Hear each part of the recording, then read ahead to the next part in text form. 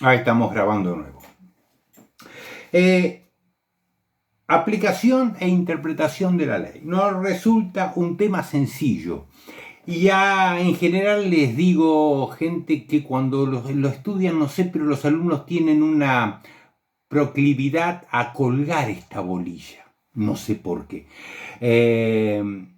Y lamentablemente les digo que se pregunta. Se pregunta no solo en los parciales, sino también en los finales. Así que, como recomendación, aprovechen lo que les digo ahora, no la cuelguen, porque siempre una preguntita de interpretación y aplicación de la ley hay.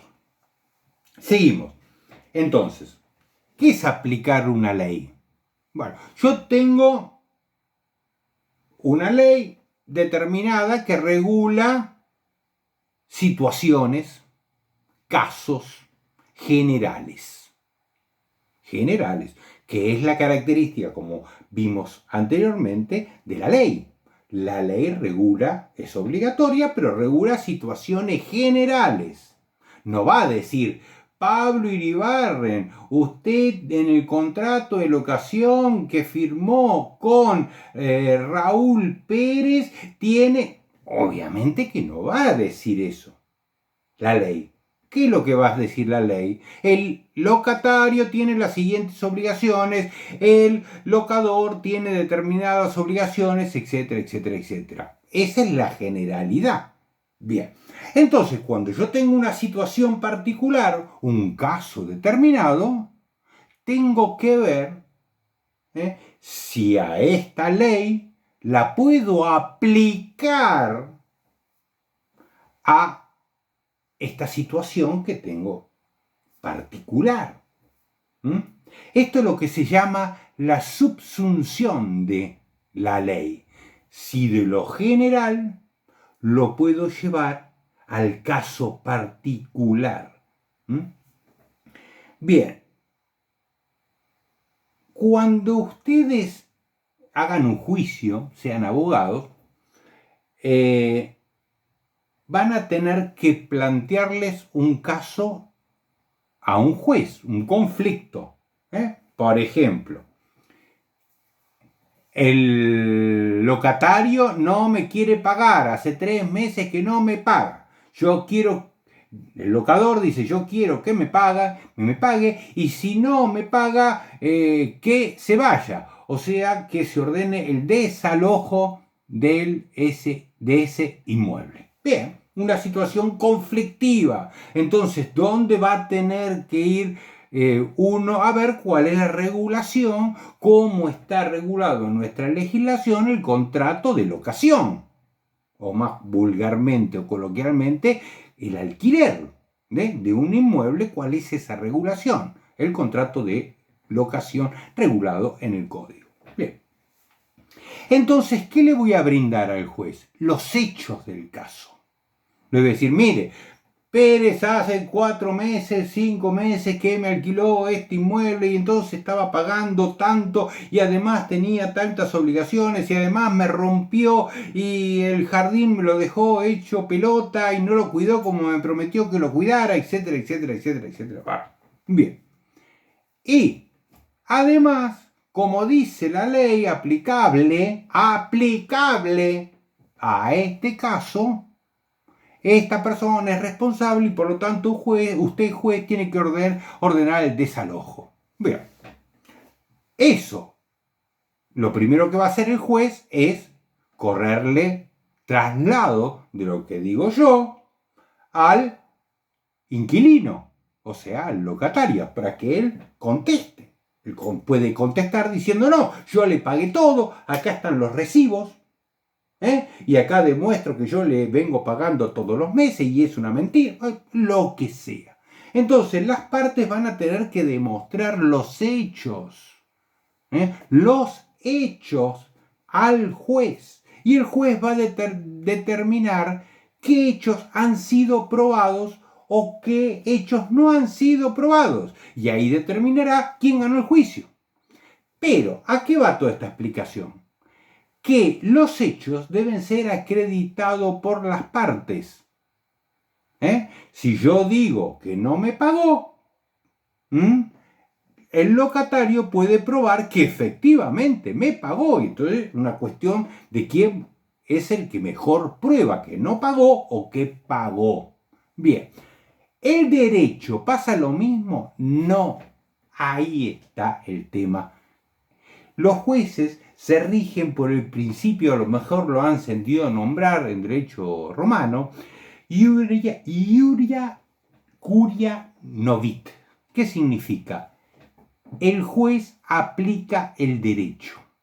O sea, aunque las partes digan cuál es el derecho aplicable, el que determina en última instancia cuál es el derecho que se le aplica a ese caso es el juez. Más allá de lo que digan las partes. Las partes pueden decir, por ejemplo, este caso que les acabo de mencionar. Y las partes dicen, para mí es un contrato de locación. Y el otro puede decir, para mí es un contrato de compra-venta o de leasing o de lo que se le da la gana. El juez va a ver los hechos, que los hechos, como les decía, es lo que aportan las partes, y puede decir, para mí no es un contrato de locación, para mí no es un contrato de compra-venta, para mí no es un contrato de leasing, y para mí esto fue una donación encubierta. Y en realidad acá no hay ningún contrato de locación o de compraventa que corresponda. ¿Por qué? Porque el juez es el que aplica el derecho más allá de lo que digan las partes. Bien. El derecho, la ley fundamentalmente, ¿debe probarse? Esta ley que yo debo aplicar al determinado caso, ¿debe probarse? Bueno, no. La ley, en principio, no se prueba. ¿Por qué? Porque es obligatoria y se presume conocida, iure de iure, o sea, sin prueba en contrario, desde que es publicada, como les dije antes, en el boletín oficial. Ahora, la costumbre tiene que ser probada. ¿Qué les parece a ustedes? Acá, si estuviéramos en una aula presencial, seguramente se armaría una discusión sobre si la costumbre debe o no ser probada. Pero bueno, no estamos en una aula presencial, son las limitaciones que tenemos hoy en día. Y acá la costumbre, en principio, no debe ser probada. ¿Por qué? Porque, como decimos, cuando definimos la costumbre, el elemento objetivo y el elemento subjetivo hace que prácticamente tenga la jerarquía de una ley. Pero ¿qué pasa? El juez tampoco puede y está tan seguro de lo que pasa con una costumbre como lo que puede estar seguro con una ley. ¿Por qué? Porque la ley va al libro y la lee. Si tiene alguna duda. A ver, yo tengo que aplicar el artículo 2 del Código Civil y Comercial. Voy y lo leo. ¿En la costumbre puedo hacer eso? No, porque la costumbre está en lo que la mayoría de la gente piensa que es obligatorio. Entonces se dice, si bien la costumbre no debería ser probada, es importante que las partes le brinden al juez toda la información necesaria para que el juez sepa efectivamente cuáles son los límites y hasta dónde llega determinada costumbre. Entonces, en ese contexto, ustedes tengan en cuenta esto, porque esto les puede hacer ganar o perder un juicio. Si ustedes dicen, no, la costumbre se tiene por acreditada o por probada, y después resulta que el juez la entendió mal, perdieron el juicio. Entonces, es preferible siempre darle al juez todos los elementos necesarios para que sepa de qué costumbre estamos hablando. Bien, ¿el derecho extranjero debe ser acreditado? Pero ustedes me dirán, ¿cómo el derecho extranjero? Si nosotros, los habitantes del país, se aplica la ley territorial, o sea, el Código Civil y Comercial. Y yo le digo, sí, tienen razón. Pero ¿qué pasa? Hay una materia que se llama el derecho internacional privado. como también derecho internacional público. Y hay en algunas situaciones en que el mismo código autoriza a aplicar a hechos y casos que ocurren en este país una legislación extranjera. Y ahí entonces se plantea la siguiente pregunta: ¿debe ser probada esta ley extranjera que debe ser aplicada según nuestra propia ley al caso concreto? Bueno, acá tiene el juez la obligación, si es que tiene que aplicar la ley, de determinar cuáles son los límites de esa ley. Para lo cual, ¿qué les parece que podrá ser? Bueno, aparte de los libros que pueda conseguir en derecho comparado, para determinar los alcances de la ley, también podrá librar oficio a la embajada o al consulado del país para que oficialmente remita a la causa, al expediente, la ley o los preceptos legales que debe aplicar. Y también existe una obligación de las partes de brindarle al juez toda la información necesaria para que él sepa cuál es la ley extranjera aplicable para el caso. Bien. ¿Puede el juez negarse a aplicar una ley? No. El juez no puede negarse a aplicar una ley. Si hay una ley que resuelve determinada situación o determinados casos, el juez está obligado a aplicar esa ley, salvo dos situaciones, que ustedes estarán, por lo menos una se le está seguramente ocurriendo. Vamos por la más difícil. Cuando la ley no ha cumplido con el proceso sancionatorio propio de una ley, o sea, la sanción, la promulgación y la publicación. Si no ha cumplido con ese proceso, el juez no está obligado a aplicarla. ¿Y cuál es el último caso? El otro caso por el cual no está obligado a aplicar una ley, cuando declara esa ley como inconstitucional o anticonvencional, lo que habíamos hablado antes. Entonces, en esos casos, que la ley va en contra de la Constitución o de contra de los tratados y convenios internacionales, ahí el juez la declara inconstitucional y no aplica la ley. Bien. Aplicación e interpretación de la ley. ¿Son dos cosas diferentes? Miren,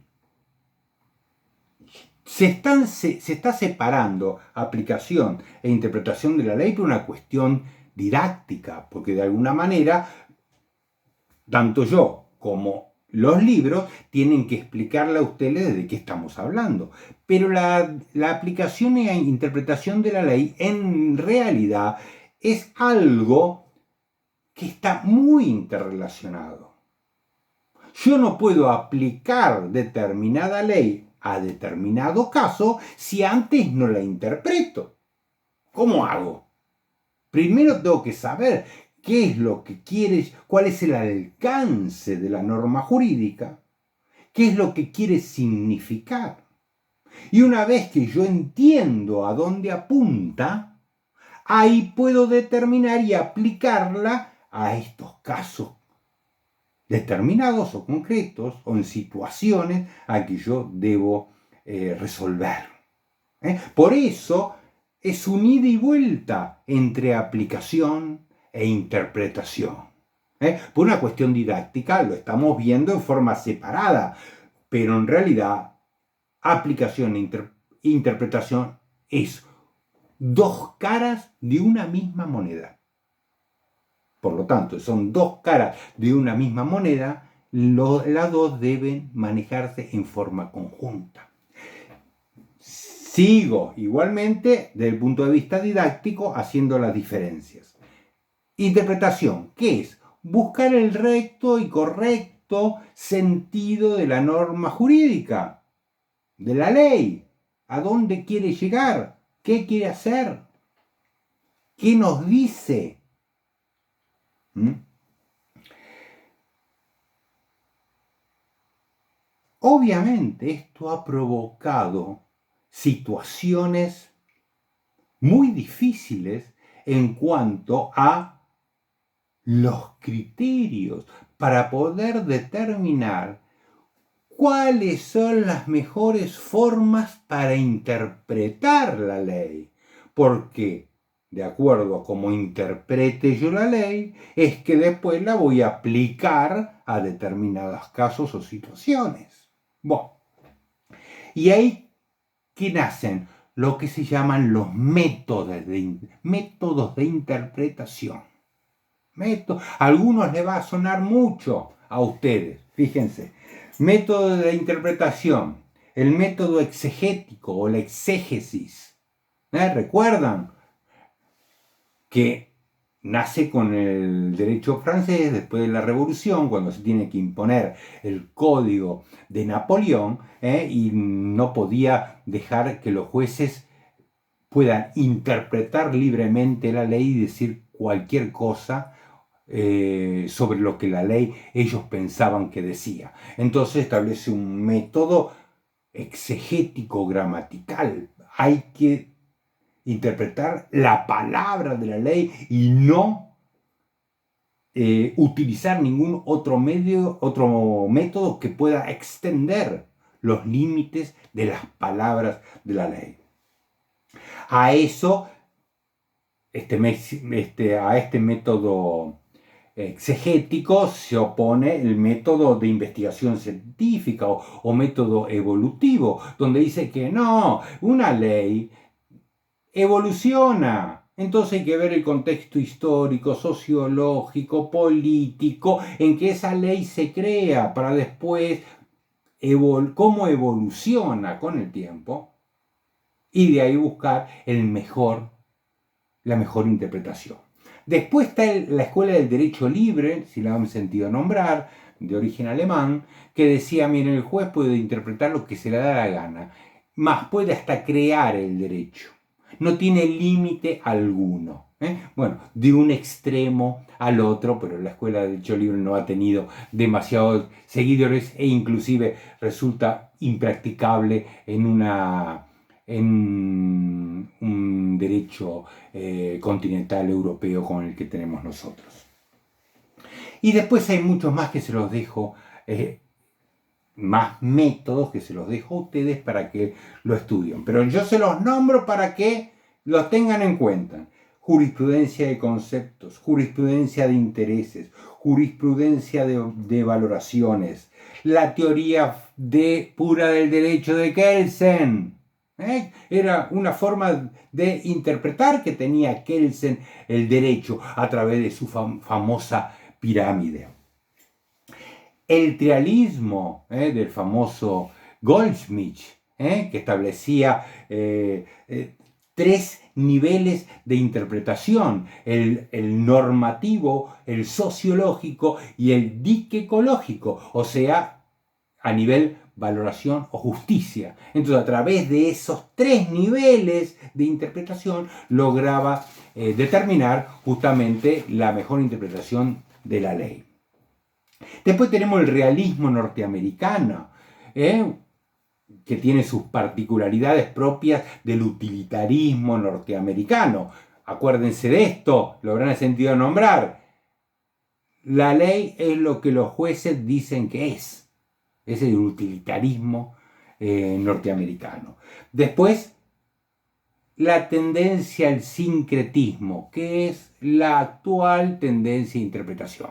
¿Qué significa esto del sincretismo? Dice, mire, acá no podemos jugarnos por un sistema o un método interpretativo. Acá tenemos que combinar y armonizar todos los métodos interpretativos y utilizar las diferentes herramientas que cada uno de esos métodos interpretativos nos da. En algunos casos será o prevalecerá el criterio gramatical, en otros el evolutivo, en el otro el histórico, en el otro habrá que ver cuáles son los intereses o los valores que están en juego en esa ley para determinar su correcta interpretación. Entonces, a través de este sincretismo se va tomando de cada uno de los diferentes métodos cuál es tal vez el adecuado para interpretar determinada ley dentro de un determinado contexto histórico.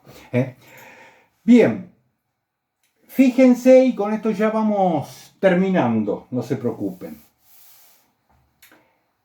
Lo que dice el artículo 2, que es lo que estuvimos hablando hasta ahora.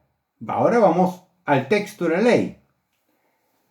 La ley debe ser interpretada teniendo en cuenta sus palabras. ¿Qué nos dice el código? Primer sistema o método interpretativo al cual tenemos que prestarle suma atención. Palabras de la ley. ¿Cuál es? El sistema gramatical.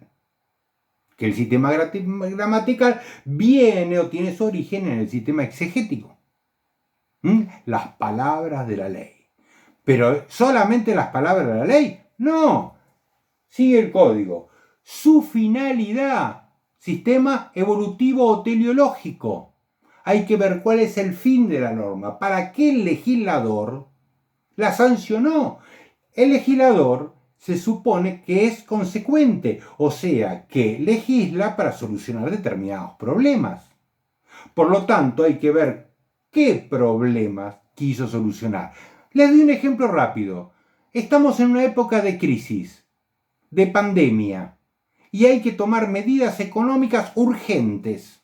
Entonces, por ejemplo, ya se ha anunciado que no puede haber desalojos. Se ha anunciado que quedan los alquileres sin poder aumentarlos durante un tiempo prolongado, etcétera, etcétera, etcétera, etcétera. Bien, si nosotros sacamos el contexto histórico de estas medidas que toma el gobierno, nos volveríamos locos. Diríamos, son inconstitucionales.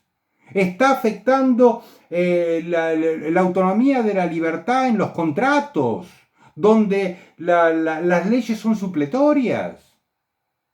Pero nosotros debemos interpretar estas leyes que está sacando el Poder Ejecutivo en un contexto de pandemia y de crisis. Por lo tanto, la interpretación debe ser dentro de ese contexto. De esto estamos hablando. ¿Cómo voy a interpretar la ley para después aplicarla a determinadas situaciones o casos? Sigo con el artículo 2. Las leyes análogas. Leyes análogas, que significa leyes de similares características. El caso no tiene una ley específica que la regule, pero hay leyes que tienen la misma razón o regulan situaciones similares. Entonces, la ley permite que esas situaciones que han sido resueltas en forma similar sean aplicadas a nuestro caso, que no tiene una regulación específica. Las disposiciones que surgen de los tratados de los derechos humanos. Nuevamente, los derechos humanos. Y dice, principios y valores jurídicos de modo coherente con todo el ordenamiento. ¿Se acuerda que yo le decía principios y valores jurídicos? Bueno, acá lo que está en discusión es si estos principios o valores jurídicos son un método de interpretación o si realmente son fuentes del derecho. Esta es una discusión que está hoy en día entre los autores de derecho y sobre todo de derecho constitucional. ¿Quiénes son estos? Y ya les juro que no termino. ¿Quiénes son estos principios y valores? Bueno, si ustedes son, y esto seguramente les sonará en los oídos, naturalistas, estos valores son algo perenne y permanente que van más allá de la legislación vigente. Es el derecho natural, permanente en la historia de la humanidad. Y para otros que son positivistas, que descreen del derecho natural, estos valores o principios, ¿dónde estarán? en la Constitución y en los tratados internacionales. Entonces, de estos principios generales de la Constitución y de los tratados es de donde vamos a sacarlos y poder aplicarlos como método interpretativo o como fuente del derecho. Acá me están haciendo una pregunta. Sí, cómo no. Mi mail es, no sé si la tenían anotado, bueno, no importa, se los doy. Mi mail es todo en minúscula, ¿no? Pablo E. Iribarren @gmail.com.